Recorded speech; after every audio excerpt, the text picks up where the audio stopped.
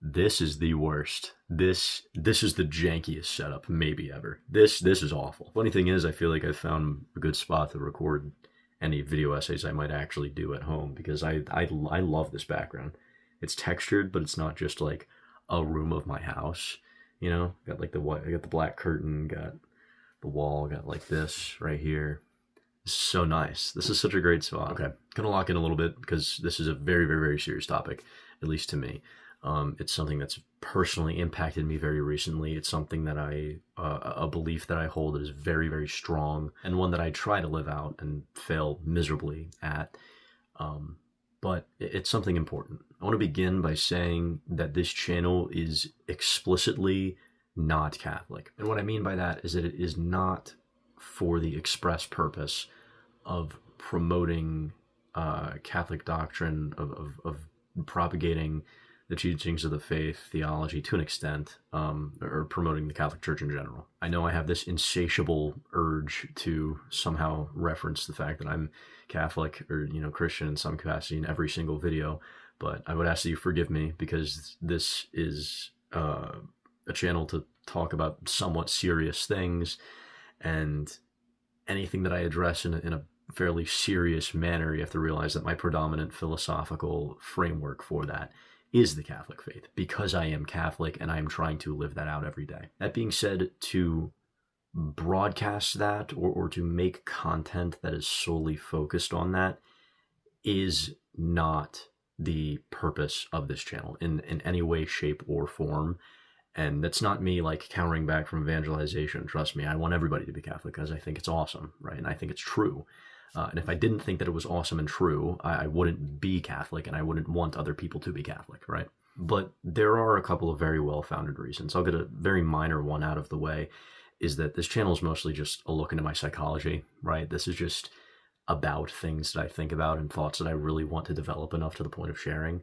Often they're quite emotional because I'm quite emotional, right? Or at least they are not necessarily, super well-reasoned or well-researched ideas. They're just things that I think of and that I can kind of pick apart a little bit in my brain and try to analyze on an emotional level, basically. There's obviously reason and logic that guides that, but whatever. Or otherwise, I'm just telling stories about funny stuff, just genuine things that have happened to me, genuine things that blah, blah, blah, right? And the second reason is what the rest of this video is going to be about. I'm of the opinion that any well-meaning, devout Catholic, for the care of their own soul, for the protection of their mind, for the good of their mental health, and for the good of their community life, should either completely refrain from social media or separate their faith life and their life on these platforms. Let me explain a little bit, right, and offer some justification. There are some caveats to this. I want to clarify, I'm speaking very, very much in terms of content consumption, not so much as creation, but there is definitely concerns there. A lot of way that young people who are Catholic conduct themselves online, especially when they're foraying into content creation, is just completely abysmal. They get completely lost in the toxic cultures that I'm going to talk about later, and just do things that are bad for themselves, bad for other people, that just aren't good. Regardless, the primary focus is consumption here. That is, consuming content, engaging with the platform, engaging with other people in comment sections online, all these things, right? We can view this from a couple of different angles. There's the very empiricist sort of angle to this whole thing, where if you've spent even a fraction of a second in the sort of Catholic social media sphere, it's one of the most toxic and terrible environments on the internet, at least if you get to a certain side of it. And again, that's not universal, right? If you just follow EWTN on Instagram, it's whatever, right? It's EWTN, they post stuff and it's a bunch of aunts just spamming emojis in the comments, that's fine, and that functions as a news source. That's news, right? That's something else entirely. But independent content creation, and more so the communities that are formed around certain individuals, certain influencers. Oh my gosh, the idea of a Catholic influencer also terrible, absolutely terrible, so insufferable, so bad. It's genuinely the worst, because it's like that, like that's so mind-boggling. Like at no point in the history of the church have just random lay people had such a huge voice, right? And one that is viewed as authoritative a lot of the time. You know, it's like for you to just make the like people making the conscious decision to make a video on a given topic to promote certain information about the faith, like that's so foreign to like the lay person's decision making in the history of the church. This is for priests writing homilies. This is for bishops, you know, people in the episcopate writing, you know, theological letters, doctrinally binding things, giving homilies themselves, right? So on and so forth. It's crazy. Now more or less the same power, which is different from authority, because they don't have any authority in this. But they do have the same power, the power of the voice. And that same power is now suddenly given to just random people, to whoever can make it the most marketable for an algorithm, which is just bonkers to me. But anyways, side tangent aside, I forgot what I was even talking about. Most content, and the way people engage in content especially, these things are borderline predatory, and that's not like the intent of most people, but it's certainly the intent of a certain evil one who we really don't like, you know? I guess the first thing is just like apologetics, right? We should not go about religion in the postmodern way that we do.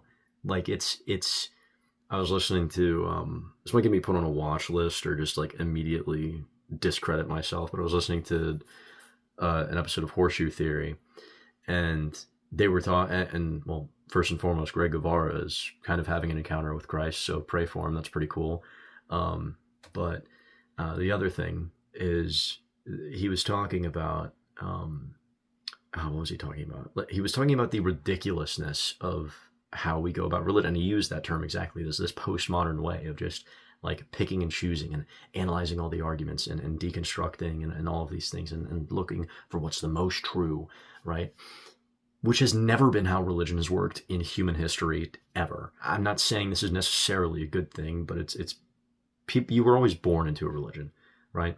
Your father believed something, or your society believed something, or whatever, and you were born, and then you participated in that, right? And that's just what it was, right? You almost everything was borderline ethno-religious, if not just deeply embedded in whatever national culture you happen to be in, whatever family culture you happen to be in, right? Like religion was an inherited thing for a very long time, and only in the past 100 years, if that, has it become such a laissez-faire sort of thing. And while apologetics, like in theory, is great for a world where this exists, it's so destructive to engage with it just as a normal person, right? Like it's really bad. It's so bad. And again, this is content consumption, not necessarily creation, but there is also plenty of unqualified people who engage in the content creation stuff and I'm the best apologist because I know John 21. Like, okay, dude, you know, John 6, you're wrong. It's not just a symbol.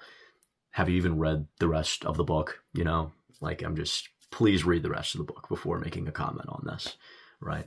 You're correct, but you should not, like, you know. And so, and I think it's a thing where people really want to feel secure in something that they're seeking to participate in, something that they seek to believe. And they really, really, really want to make the right choice if they're some sort of like inquirer, right?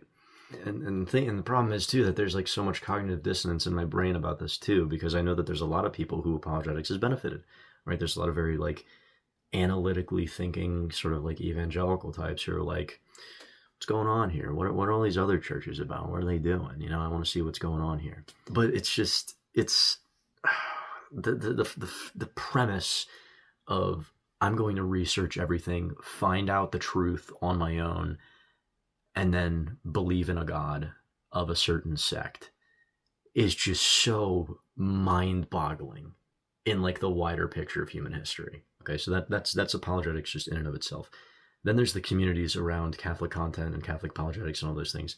to get a little more into the empiricist stuff, which are just awful. They're just genuinely the worst, like, people I think I've ever met, right? It's so bad. It's so bad. The, like, huge problem that I've had in particular is rhetoric here, right? And I don't mean that as in the 21st century, like, political buzzword that's disgusting. I hate the way people use rhetoric nowadays. But rhetoric is an actual art, like decorum as a good way, as like good communication, right?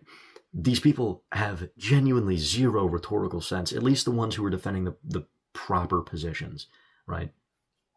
If we're going to defend the faith, one, we need to be right about it, and one, we need to present it in a very digestible way that doesn't sugarcoat anything. Nobody can do both of those at the same time. Like, there's two different cultures of Catholic content creation, and by extent, I guess they're like loosely apologetic as well. But I guess this is the broader picture. You have this sort of very like soft, maybe a little bit liberal, like what I like to call like encounterism, right? Where I think it's definitely appeals a little bit more to like a feminine viewer. And it's like, it's all about God healing you of your wounds and just love and love and love and all of these things. And God thinks you're just very special and he has a very specific intent for you. And talking about a lot more modern saints as well. It's very heavy. It's very like John Paul II coded. It's very like Therese of Lisieux coded. It's very, all of these things, which is good, right? I think that we live in a very broken world. I think a lot of people can and need to hear this healing message of God, but so much gets lost. So much integrity of the moral doctrine of the faith in particular gets lost in this. And then you have the other side, which it's basically just like a bunch of like, oh, I'm so based, like friggin' 20-year-old kids, like people my age. But it's people my age, okay? It's a bunch of 20-year-old white boys, all right? Can I be so for real? It really is, okay? If these guys are just so based and they're always like, they're very doctrinally sound, right? They're promoting the right things. They're promoting the things that these people refuse to speak about, which is good, right? But they go about it in such a like rhetorically disastrous way because it's extremely confrontational. It's like making fun of people. It's publicly committing grave sin because I've seen these guys like leaking DMs of others for no reason, which is the mortal sin of detraction, if you know what that means, right? That is a very, very severe and serious sin. And these people are doing this. And it's just like to prove a point. It's just like, so you have these two sides, and one of them just isn't saying enough, and they're not really promoting the faith to its fullest. And you have the other side, which is saying way too much because they're correct, but they're being idiotic about it. And there was a particular spat, I think about 2 months ago. This is so like weird to talk about because I'm talking about these things very secularly, right? There's this whole spat about 2 months ago about whether kissing your girlfriend is a sin. Now, a couple things. If a whole phrase could be a misnomer, that's basically what it is. Because the actual thing in question was like making out, like passionate kissing, right? Which is a sin. This is a form of sexual activity. We have a very, very firm sexual ethic in the Catholic Church. And this is not something you should do, right? This is a severely wrong thing to do. But independent of that, in this whole disagreement, you had these two sides come out in their absolute fullest. And it was the biggest farce, biggest joke of like an internet debate ever. It was so dumb. It was so stupid. It was the worst piece of online discourse possibly for this entire year, right? I do not care. It's so bad. You know, the soft-spoken people who are just straight up telling you the wrong thing, right? They're just like, no, this is not. Or if you don't intend to do this or that, that's just incorrect. Like, that's like, it's very explicitly a sexual activity. Like, you guys are doing that for venereal pleasure, which is something that the church and that Jesus himself says is wrong, right? And there's healthier, better ways to love people than doing that. Any of the other side who are correct, who are like, yeah, this is a really bad sin. You shouldn't be making out with your girlfriend. That's probably not a good thing to do. But their conduct is so bad. First, these are the guys who oversimplified it to just kissing your girlfriend, which is not really true, right? Like you can share a peck with your, like, that's not, like, come on, let's not be crazy about this. That's fine, right? It's the other thing that's wrong. Rhetorically disastrous move number one, they oversimplify it for clickbait. And then there's this whole spat and confusion about the matter. And then number two, there's three very particular influencers that I'm thinking of in my mind about this whole incident. One of them just straight up commits public mortal sin. Like he leaks a guy's DMs, and they're private conversations where they're like, there's confidence there, right? You're not supposed to do that. If not detraction, then at least just a severe breach of confidence, which, I mean, is still probably something you shouldn't do. Right? And he's like, you're wrong, you're an idiot, you're stupid, blah, blah, blah, blah, blah. And it's like, dude, you could have, what are you doing? You're getting so pressed about this to the point where you're like, yeah, that's a sin. And then you're sinning in the process of like trying to promote that fact. Like, are you dumb? And I don't like saying that. I don't like saying, are you dumb? But it's again, rhetorically disastrous, completely incompetent. And then I don't even know where else to go from here. I mean, I guess the last thing is there's that. There's a couple of last points I want to touch on, but I don't really know how to organize them. So I'll try to go as best as I can through all of this. The first thing is that a lot of this just seeks to exploit your spiritual anxiety, right? In a number of different ways, right? I mean, again, this postmodern way we go about navigating religion, we want to make sure we're absolutely right. And then that can go to doing everything to a T. And then that can go into perfectionism. And then that can go into basically an OCD cycle of just always seeking reassurance and always trying to be just the most right you can and the most perfect you can, which is valuable if you're trying to properly live out a religion. But you need to get to the living out part, right? And the more immediate focuses of that, right? Because here's the thing, right? God very often can only be found in silence. And this is something I constantly disobey. And I'll be honest, when I don't have silence in my life, I don't have God. And that's that. And I fail at this time and time again. But that's the reality of the situation. And so in seeking to try to be the most pious person you can, you're just always on this like apologetic stuff, and you're always on this moral teaching stuff, and you're always looking something up, and you're always making sure you're right. You're just perfect and to a T. And guess what? You're not finding God doing that because you have no silence. You're clouding your brain with so much noise and all the latest, and the other things too, the useless stuff. The useless stuff slips in there. There's all the drama, there's all the carnal pleasure from scandal and just all these, church news and just irrelevant things you don't need to know about, right? You don't need to know about the latest drama at the SSPX or something. Like, can I be honest? Everyone could telegraph what was going to happen when they said they were going to do the consecrations in January. Yes, Acon 2026 is a very, very important event in the modern history of the church, in the contemporary history of the church. That's not something the average person needs to pay attention to. Like, if I can be so for real, right? Just the average Catholic just trying to live out what they're doing, right? Does not need to be in any way, shape, or form involved in the online discourse there. Because guess what? You're just going to have overly liberal people just yelling at them and saying that they're the worst people ever, and they're worse than the million other separated groups that there are around the world. And then you're going to have the super traditional people saying that you don't really have the faith and that you're stupid and that they're gonna take down the abominable reforms of Vatican II or something. Because guess what? It's just people arguing. You want to know what the stupidest thing on the internet is? Arguing with people. You want to know what the second stupidest thing on the internet is? Watching other people argue. And it's like, no, I'm just staying in the loop. No, you're not. You're taking carnal pleasure in things that are costing everyone's soul, right? They're costing the people who are arguing. They're costing the people who may or may not, who even knows, be excommunicated from the church at this point. You're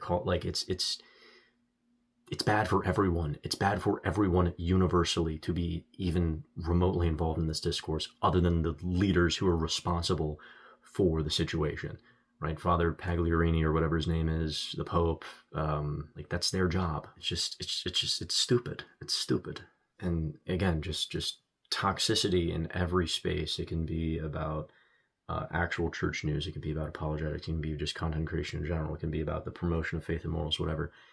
It brings out the worst in people, right? It's actively dividing the church. And I'm not just some hippy dippy, right, who doesn't see the genuine differences among people within the church, right? And things that need to be sorted out over the coming 20, 30, 40, 50, 60 years. Like I'm well in tune, but it's by making this mistake of being over involved in this crap. That's the reason why I'm well in tune. And you have to bring yourself down from that high, and you have to just, stay even. It just brings out the worst in people. Like the amount of to be honest, man, suddenly a lot of Catholics just became really racist, like it kind of came out of nowhere. It's kind of crazy. All of like the, dissident sort of right-wing stuff that's been going on in the past like year or so. Lot of Catholics just became racist out of nowhere, and that's largely fueled by social media. And other Catholics just, again, thinking that people who want fidelity to the faith and accountability from leadership are the worst people ever. You schismatic. It's like, that's somebody who values the 2,000-year-long tradition of the church enough and sees the moral degradation of the past 70 years and wants to do something about it, right? Some of their conclusions might be wrong, but their heart is there, right? Like, chill out. And on the other side, probably try not to be racist. Don't do that. It's ridiculous. And that brings me, I guess, to the last thing is valuing the custody of your mind. The church in her wisdom permits things like alcohol consumption, but within very clear limits. Those limits are that we keep full possession of our faculties, that we are able to make rational decisions, and avoid sin, right? If you want a very, very, very brief, uneducated layman's summary of the Catholic Church's position on alcohol, drink but don't get drunk. Very simple. And there's a clear emphasis that the church places that what's between these two ears, right, is well-functioning, healthy, possesses clarity, right, so on. By being over-involved in social media, you are actively sacrificing any semblance of good decision-making, any semblance of sane thought patterns, right? There's a lot that you're just throwing out the window by having a social media addiction. And if you have a genuine addiction, like, that sucks, right? Like I would say I do. I cannot get off the damn phone, right? I suck about my relationship with social media. And again, I've emphasized throughout this video, like, I fail at this principle. I fail at everything I'm laying out because I am over-attached to one or two things, and it leads me down this crazy path of a bunch of other things, a bunch of other problems, a bunch of other sins, a bunch of other failings, a bunch of other impacts to my mental health, impacts to my social health, right? For the worse, right? St. Paul, take captive every thought. Doesn't mean have OCD, but this does mean that you are obligated to not expose yourself to things that just send you haywire. And social media, my friends, sends everyone haywire. No one can avoid it. No one can avoid social media in the first place, and those who engage with social media cannot avoid its negative effects. It's delusion that it sets in on you. It's complete fantasy land. This it's almost like you develop a separate, like, conscience. Like some days I do genuinely feel like I have two consciences, and some days I get so gassed up because I'm on my phone all day that I just am in this terrible headspace of that alternate conscience that gets set up by the stupid social media and all the algorithms and all the crap, right? And all these random people, right? And it's just over here, and then I just like lose. I'm in physical space, right? This is my, like, I just completely lose rational judgment in my own grounding in reality, it would seem. And that's the thing, right? Like, we need to stay grounded in reality. We can't just be idiots thinking of all of these lofty problems and radical solutions to them, and all of these arguments and all of these theologies and all of these morals and just blah, blah, blah, blah. It's just, you can't have 5 million thoughts circulating your brain constantly with dopamine depletion, right? Pairing of those two is the worst thing maybe ever. It's so bad. And thinking in very concrete moral terms, I mean, there is actual sins to be had here, right? There's a sin of rash judgment and just trusting anybody who says anything online. Again, not keeping custody of your own mind. You can be tempted to extreme anger, to lust, to, I guess, heresy or doubt of the faith to a certain extent, especially if you're watching like apologetics from other sort of angles or traditions, right? It's just sin after sin after sin. Social media as it exists is a land of sin, at least when you're bringing the faith into it, because it's all these very charged and highly emotional topics, and people are going to act irrationally, and you are not immune to absorbing that. If you surround yourself with noise all the time, some of that noise is going to become self-replicating in your own mind. You're going to eventually adapt the negative thought patterns, the poor and inconsiderate views, really anything that you can take away from the sea that your mind latches onto. It's going to take root. It's going to lead you to somewhere that you probably shouldn't be and that you probably don't want to go. So I plead with you, if you're Catholic, please log off.